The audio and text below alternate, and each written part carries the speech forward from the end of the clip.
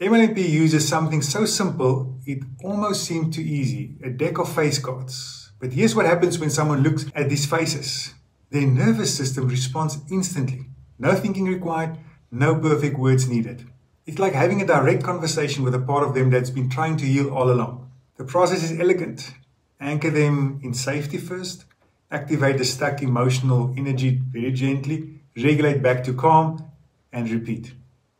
And so we're not bypassing the mind, we're finally giving the body a voice in this conversation. And the results in my PhD research, I got a 52% improvement in their frustration, stress, and helplessness levels.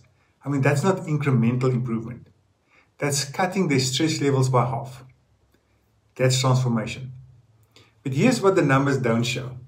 The relief in someone's eyes when they realize they're not broken. They were just speaking the wrong language to their own healing system.